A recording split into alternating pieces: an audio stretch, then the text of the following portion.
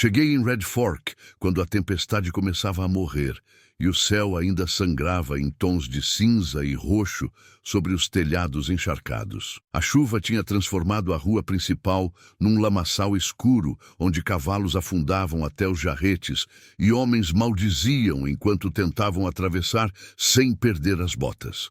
Eu vinha seguindo um trabalho que não existia mais, uma promessa de pagamento que evaporou como poça ao sol, e tudo que me restava eram 6 balas no revólver e fome roendo meu estômago. A cidade era pequena demais para ter segredos, mas grande o suficiente para ter maldade. Vi a multidão antes de entender o que observavam. Estavam aglomerados na frente do salão, uns 20 homens formando um semicírculo irregular, todos olhando para o mesmo ponto com aquela expressão que reconheci imediatamente. Prazer sádico disfarçado de justiça. Abri caminho entre eles, ombros largos empurrando corpos molhados, até ver o que mantinha todos hipnotizados. Uma mulher Apache estava ajoelhada na lama, mãos amarradas nas costas, cabelo negro colado no rosto pelo sangue e pela chuva. Seu vestido de couro estava rasgado no ombro, revelando um ferimento recente que ainda sangrava. À sua frente, um homem alto, de barba ruiva e colete de couro, segurava um revólver apontado para sua cabeça. Última chance, sua selvagem mentirosa, rosnou o ruivo, voz pastosa de uísque. Devolve o que roubou, ou eu espalho seus miolos nessa lama. A mulher ergueu o rosto, e mesmo de onde eu estava, pude ver que ela não tinha mais medo. Ou tinha passado tanto além do medo que chegara num lugar onde nada mais importava. Seus olhos eram 2 buracos fundos, vazios de súplica, cheios apenas de uma resignação cansada. Atire, pistoleiro, disse ela, voz rouca, mas firme. Mas não antes de me ouvir rezar meu canto Apache. Algo no jeito que ela falou fez o ruivo hesitar. Não era desafio exatamente, nem rendição. Era algo mais antigo, mais profundo, uma reivindicação final de dignidade antes do fim. Que diabos importa seu canto pagão? Cuspiu ele, mas baixou a arma alguns centímetros, incerto. A multidão murmurava, alguns rindo nervosos, outros curiosos para ver o que aconteceria. Eu devia ter seguido o caminho. Não era minha briga, não conhecia aquela mulher, e se meter entre um homem armado e sua vingança era a maneira mais rápida de ganhar um buraco no peito. Mas tinha algo nela que me lembrou de alguém. Minha mãe, talvez, que também era Apache, que também tinha sido ajoelhada e humilhada antes de ser enforcada por um crime que não cometeu enquanto eu, garoto de 12 anos, assistia amarrado a uma árvore. Ou talvez me lembrou de mim mesmo, de todas as vezes que ajoelhei na lama, esperando que alguém, qualquer um, tivesse coragem suficiente para dizer que aquilo estava errado. Deixa ela cantar.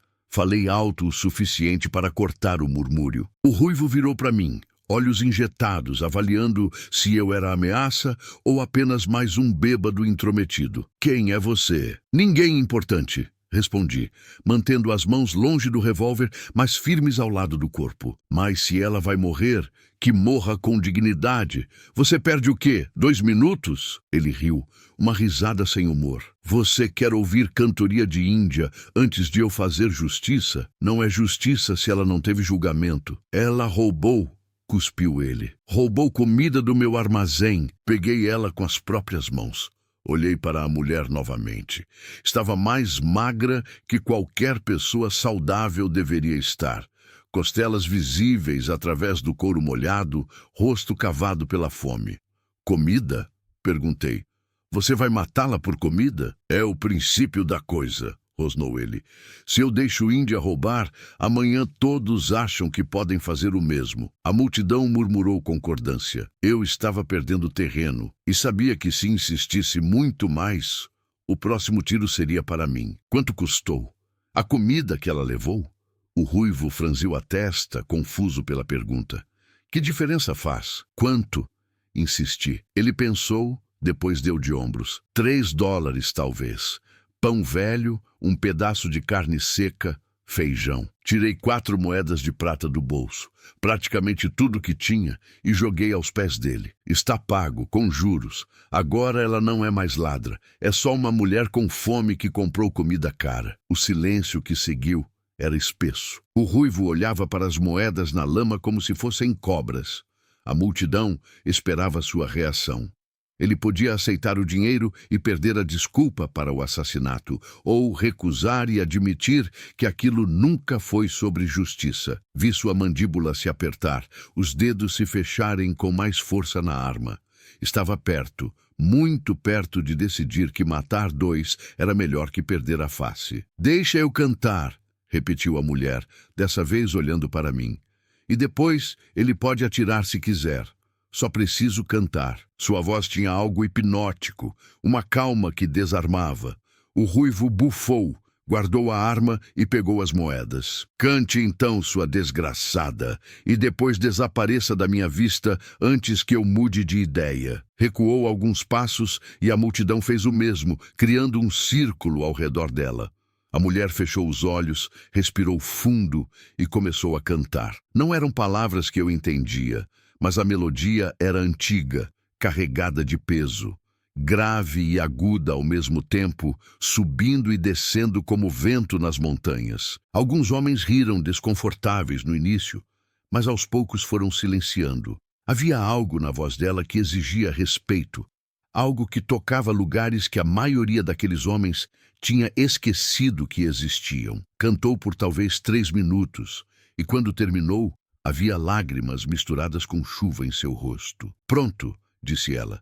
"Estou pronta." Mas o ruivo já tinha ido embora, levado pela multidão que se dispersava, decepcionada por não ter havido sangue. Ficamos sozinhos na rua lamacenta, eu e aquela mulher amarrada.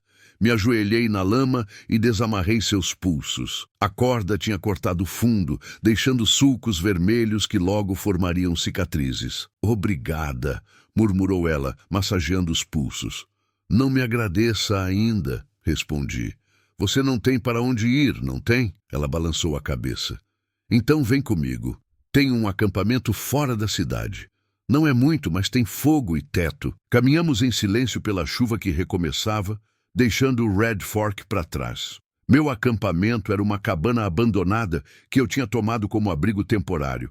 Paredes de madeira com buracos que deixavam entrar o vento, mas tinha um teto inteiro e uma lareira que ainda funcionava. Acendi o fogo enquanto ela se sentava perto, tremendo menos de frio que de exaustão. "Como você se chama?" perguntei. "Dahana", respondeu. "Significa, ela é nascida aqui." "Eu sou Jack, o mestiço", disse ela. Não era pergunta. Vi no seu rosto, nos seus olhos, parte Apache, parte branco. Assenti. Minha mãe era da tribo Chiricahua. Meu pai era um soldado que se apaixonou por ela e desertou. Foram enforcados quando me pegaram. Preparei café preto e forte e dividi com ela o último pedaço de carne seca que tinha. Comemos em silêncio. Apenas o crepitar do fogo enchendo o espaço entre nós. Depois que ela comeu, depois que o tremor parou, ela começou a falar. Contou que nasceu numa reserva, que cresceu vendo seu povo ser empurrado para terras cada vez menores, cada vez piores, que tinha visto crianças morrerem de fome enquanto agentes do governo roubavam os suprimentos que eram prometidos, que viu sua mãe ser violentada por soldados bêbados e não poder fazer nada, que viu seu pai se enforcar numa árvore porque não suportava mais a impotência. "Quando tive 15 anos, fugi", disse ela, olhando para as chamas. "Pensei que seria melhor sozinha, que poderia sobreviver caçando, pescando, me movendo sempre. E sobrevivi. Por 8 anos sobrevivi, mas sobreviver não é viver. É só continuar respirando." Fez uma pausa longa. "Vim para Red Fork porque ouvi que havia trabalho. Estava desesperada, mas ninguém contrata mulher Apache. Somos selvagens demais para confiar, fracas demais para trabalho pesado, espertas demais para controlar. Fiquei 3 dias sem comer. No 3º dia vi pão velho na porta do armazém e peguei, e ele me pegou." "Você não roubou", falei. "Pegou o resto que ia para o lixo de qualquer forma." Ela me olhou com aqueles olhos fundos. "Na cabeça dele, no mundo dele, eu roubei. porque tudo que eu toco é roubo. Minha existência é roubo da terra deles, do ar deles, do futuro deles. Eu não tenho direito de existir no mundo que construíram sobre os ossos do meu povo. Sua voz não tinha raiva, apenas constatação cansada. Por isso pedi para cantar. Era minha mãe que cantava aquele canto. Significa: a montanha me vê, o céu me conhece, a terra me guarda. Queria que, se eu morresse, alguém soubesse que existiu uma mulher chamada Dahana, que foi vista, conhecida e guardada, mesmo que por um momento. Algo se rompeu dentro do meu peito. Conhecia aquela dor, aquela sensação de invisibilidade, de não importar. Você não vai morrer hoje, disse firme, e não vai desaparecer. Fica aqui. Podemos trabalhar juntos, caçar, pescar, sobreviver. Não tenho muito a oferecer, mas tenho isso. Ela hesitou, estudando meu rosto, procurando mentira ou intenção oculta. Por quê? Por que se importa? Porque ninguém se importou comigo quando eu precisava. E porque você me lembrou que ainda existe algo em mim que vale salvar. Os dias que seguiram estabeleceram um ritmo. Caçávamos juntos nas colinas. Ela conhecia rastros que eu nunca tinha aprendido a ler. Pescávamos no rio próximo, e ela sabia onde os peixes se escondiam nas corredeiras. Consertamos a cabana, tapando buracos, reforçando o teto. Não falávamos muito, mas o silêncio entre nós era confortável, preenchido pelo trabalho das mãos e pela presença respeitosa um do outro. Aos poucos vi ela mudar, não dramaticamente, mas em pequenos gestos. Passou a cantar baixinho enquanto cozinhava. Começou a sorrir quando pegava um peixe grande. Dormia mais tranquila, sem acordar sobressaltada a cada ruído. Um mês depois, enquanto trabalhávamos numa pequena horta que ela insistiu em plantar, ela me contou mais. Sabe por que aceitei ficar? Não foi só porque ofereceu abrigo. Foi porque quando me olhou naquela rua, não vi pena nos seus olhos. Vi reconhecimento, como se olhasse um espelho. Parei de cavar. É exatamente isso. Vi você ajoelhada na lama e vi minha mãe. Vi eu mesmo. Vi todos nós que fomos ajoelhados e esquecidos. E agora? Perguntou ela. Agora estamos de pé, respondi. E enquanto pudermos ficar de pé, ficamos. Juntos. Mas o mundo tem maneiras de não deixar feridas cicatrizarem em paz. 2 semanas depois, o ruivo apareceu na cabana acompanhado de 4 homens. Não bateram, apenas empurraram a porta e entraram como se fossem donos. Dahana estava perto do fogo. Eu estava limpando coelhos que tínhamos caçado. Você de novo, disse o ruivo olhando para mim. Pensei que tinha deixado claro que ela devia desaparecer. Ela tem tanto direito de estar aqui quanto você, respondi, mantendo a faca na mão, mas sem ameaçar. Esta cabana está abandonada há anos. Era abandonada. Agora eu a quero. E quero que vocês 2 sumam antes do amanhecer, ou eu volto com o xerife. Dahana se levantou, e pela primeira vez desde que a conheci, havia fogo em seus olhos. Não, disse ela, voz firme. Não vou fugir de novo. Cansei de fugir. Você pode me matar como planejou fazer naquele dia, mas não vou sair por vontade própria. O ruivo riu, mas era uma risada nervosa. Você não tem escolha, Índia. Não tem direito, não tem propriedade, não tem nada. Tenho minha voz, respondeu ela, e vou usá-la. Vou contar para todos na cidade como você queria me matar por $3 de comida velha. Vou contar como Jack pagou e você aceitou a prata, mas ainda quer sangue. Vou cantar meu canto na praça até todos saberem meu nome e minha história. Ninguém vai ouvir. Vão! Ela insistiu, porque vou cantar todos os dias, na mesma hora, no mesmo lugar, e eventualmente alguém vai parar. E então outro, e outro. E você vai ter que me matar na frente de testemunhas, ou vai ter que me deixar em paz. Qual você escolhe? Era um blefe arriscado, mas havia convicção em sua voz. O ruivo olhou para seus homens, que pareciam desconfortáveis. Matar uma mulher desarmada numa cabana isolada era uma coisa. Matá-la em praça pública enquanto cantava era outra. Você está louca, murmurou ele. Não, respondeu Dahana. Estou finalmente sã. Pela primeira vez em anos, sei quem sou e o que valho. E você não pode tirar isso de mim. Eles foram embora. mas sabíamos que voltariam. Naquela noite, sentados ao fogo, discutimos opções. Podíamos fugir, começar de novo em outro lugar. Podíamos lutar e provavelmente morrer. Ou podíamos fazer o que ela tinha dito.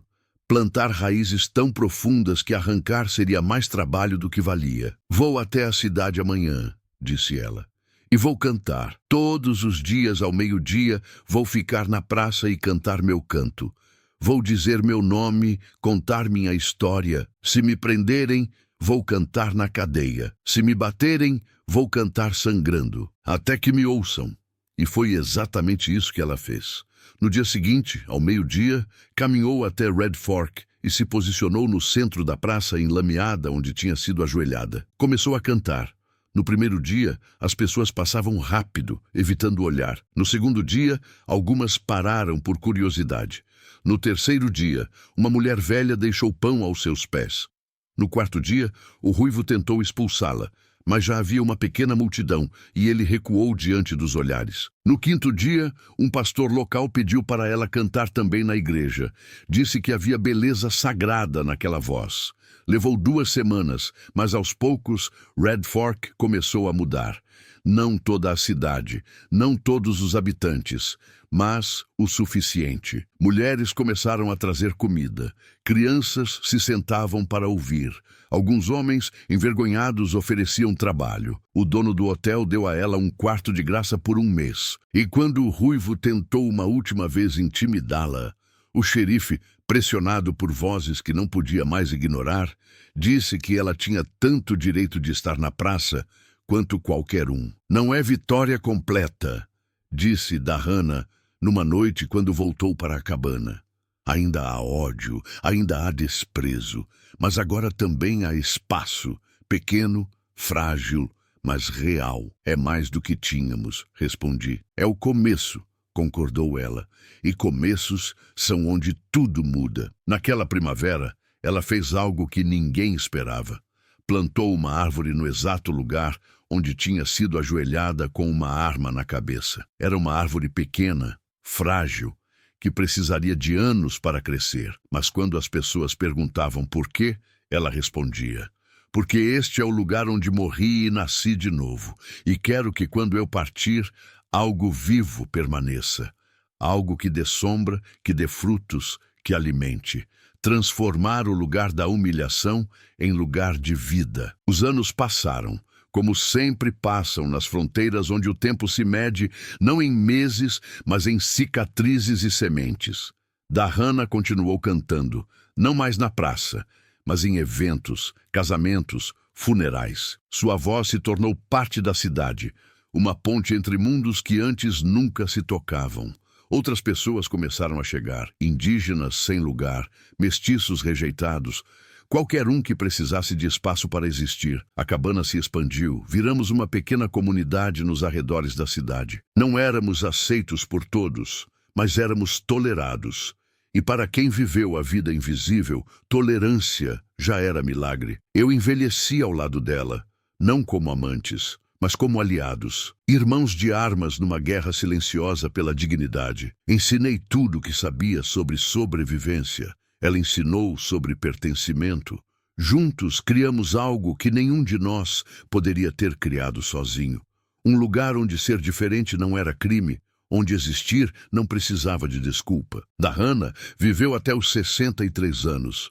Idade impressionante para alguém que tinha começado tão perto da morte. Quando finalmente seu tempo chegou, foi embora cantando a mesma canção que tinha cantado ajoelhada na lama tantos anos antes. E na manhã seguinte, quando a enterramos sob a árvore que ela tinha plantado, agora grande e forte o suficiente para dar sombra generosa, havia mais de 50 pessoas presentes. Indígenas, brancos, mestiços, mexicanos. Todos que, em algum momento, tinham precisado de um lugar para ser vistos, conhecidos, guardados. Continuei morando na cabana por mais 5 anos, mantendo viva a chama que ela tinha acendido. Depois, meu próprio tempo chegou, e parti tranquilo, sabendo que o que construímos não morreria com nós. Porque legados verdadeiros não são feitos de pedra ou papel, mas de coragem compartilhada e dignidade defendida. São feitos de vozes que se recusam a silenciar, de cantos que perfuram a surdez do ódio, de árvores plantadas onde antes só havia lama e sangue. E dizem que ainda hoje, em certas tardes, quando o vento sopra certo, pode-se ouvir um canto vindo daquela árvore. Não é fantasma nem lenda, mas memória viva, gravada na madeira, nas folhas, na própria terra. O canto de uma mulher que um dia estava ajoelhada esperando morrer e escolheu, em vez disso, cantar. E ao cantar, lembrou a todos que ouviam: enquanto houver voz, há vida. Enquanto há vida, há esperança. E enquanto há esperança, nenhuma lama é profunda o suficiente para nos afogar permanentemente, porque sempre podemos escolher levantar, sacudir a terra molhada dos joelhos e transformar o lugar da nossa queda no solo, onde plantamos árvores que darão sombra para aqueles que ainda virão, cansados e ajoelhados, precisando apenas de alguém que lhes diga: levante, cante seu nome e deixe o mundo finalmente te ouvir.